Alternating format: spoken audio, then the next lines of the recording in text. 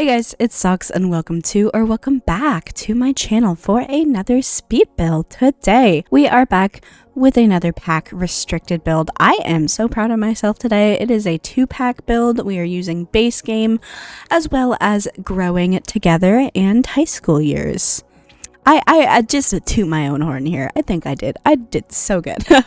But yeah, this is just a cute little like mid-century-ish kind of, not modern or anything, just like a mid-century suburban. We're in San Sequoia, Sequoia, I hope that's how you say it.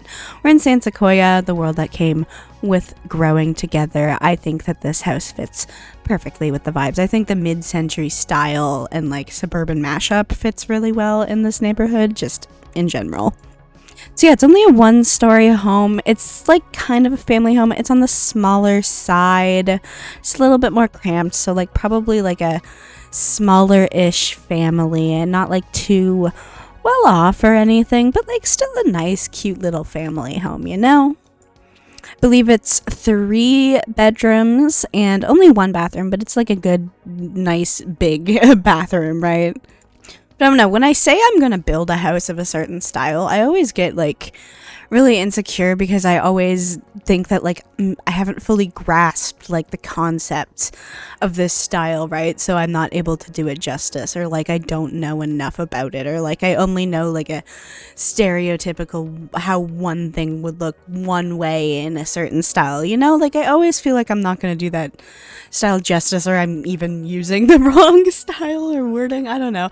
I get insecure about that, really. It doesn't really matter, but like I would say this is like a good like mid-century type of house, a little bit dated in terms of like some of the decor and stuff, but that's okay. And you know, it doesn't matter. It has charm to the house, and I wanted to experiment a bit with like using different colors in terms of like, I don't know, my builds have been like so bright and like white lately, so like I use this really dark gray wallpaper all throughout the house, and we got this bright obnoxious like cherry wood that I love so much, and we used carpets like this shag brown carpeting that I really thought fit in with like the mid-century little bit art deco style. I don't know, but it's like rustic. But yeah, I really wanted to like go out of my comfort zone with this house, but like also make something that was nice, well lived in, utilizes all of the packs well.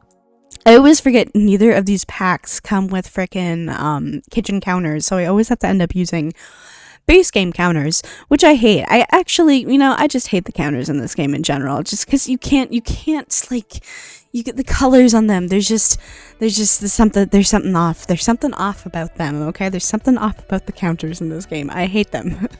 But yeah, it's even more difficult when I use the base game counters, I think.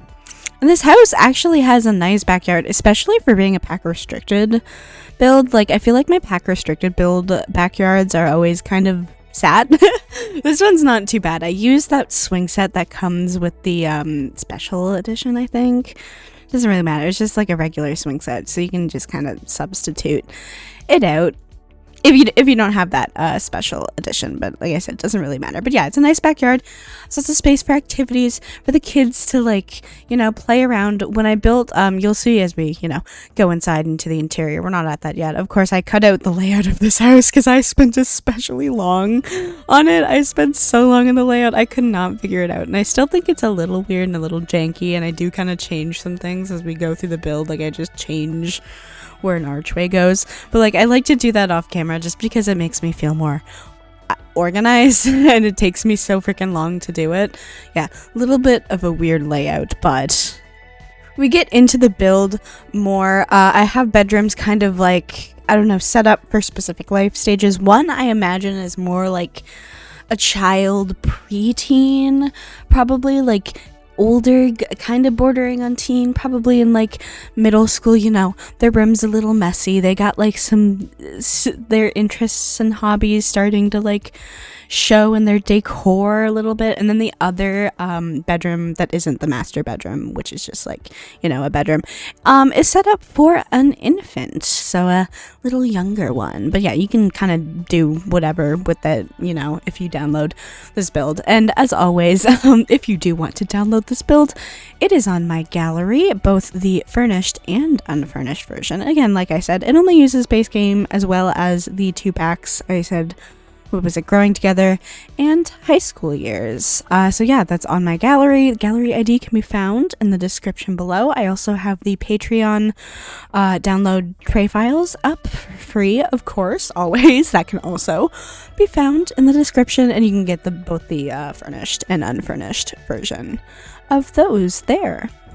House isn't play tested or anything because it never really is, and there is quite a bit of clutter, so I could see how there could be some routing issues, especially with the stupid lights I used. I keep forgetting that these Growing Together lights can sometimes have like some weird routing issues just because of how like low they hang. I don't know, but there might just be a little bit in the kitchen, which is why I tried to like finagle the archway a little better so you could get to the table a little better, because it was a little weird. The table situation is a little weird. Another weird caveat about this kitchen is that when I was building the kitchen, I built this island like, yeah, I'm gonna put one of the freaking like stoves here that you can put, like the stove tops, then you can put the oven somewhere else from the Dream Home Decorator pack. Then I forgot I wasn't building with that pack. So I did not have those items, so I'm like, well, crap. I just put a regular stove kind of slotted in the island. I think it works. I think those can work. If it doesn't, I'm sorry, you're probably gonna have to replace the stove, or if you have the Dream Home Decorator pack, you can do what I intended to do with this kitchen and then forgot I was doing a pack restricted build. So oops, which sucks because like I really like this kitchen. I think it's a cute little kitchen, especially for how like, you know, limited I am, because I really go like balls to the wall with all the packs in the kitchens. So I'm kind of happy with how it turned out still. Yeah, I wanted to kind of leave like little traces of like kids in the house, you know what that sounds weird when I say it like that, but like, you know, the little statues and props that came with Growing Together and like the kids crafts and stuff. Like I wanted to make it look like, you know, kids live in this house. I used the little playmat, little infant playmat, because I mean they do have an infant playmat, and kind of just like put it in the living room and like the critter basket and the toys, even though the other kid is probably getting a little older. But yeah, I wanted to just add some cute little charm to this house. I also, okay, I don't know, might be a controversial take. You'll see in the screenshots at the end. You don't see it yet, or not a controversial take, but a controversial design choice. I wanted to do something with the ceilings. I didn't know what I was gonna do. I was looking through the swatches like, oh my god, there's nothing, and I don't want to just do like wood ceilings. So I put this like weird mulchy kind of ceiling, and I wanted to make it look like it was a popcorn ceiling. And listen, you'll see in the screenshots, it's a little weird, but like it kind of does what I want it to do, and I think it's interesting. I think it's cute. I think it adds charm. Listen, I live in a popcorn ceiling house. I know, and it's not good, that's for sure. It'd be a pain in the ass for the next owners to get off. We're not worrying about that, but yeah, it's because when the house was built, it's whatever. But like, I'm kind of like desensitized to them, but I know some people like really vehemently don't like them. But I kind of thought it really fit this house, this weird kind of charming, little bit dated kind of house, you know, just a little bit dated. The exterior kind of looks a little updated. I love the exterior stuff, the building stuff that came with Growing Together, like the window sets and stuff, the big like wall height windows that came with it that I used in the front. You'll see. Yeah, I love the siding that comes with it too. I think I like Growing Together as a building pack, and I'm Sansequoia is growing on me, okay? It still feels just a little bit empty, but I really do like it's like suburban aesthetic, and I like that it's like a not tropical climate. Well, I mean, kind of. It is like a milder climate. So it's like a suburban area you can go to. and play in that doesn't, like, if you want to break from the snow or something in the game. I like it. I don't know. I think it has its place. It's growing on me. And I like building these houses like this in San Sequoia. So yeah, I do think it's moved up a bit in my ranking of worlds, especially to build in.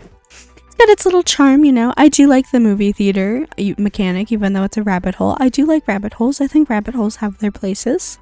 And I think the city center does have, like, some good atmosphere. And, you know, people say it seems empty, and I feel like sometimes Sims worlds just feel empty in general. I don't know, man.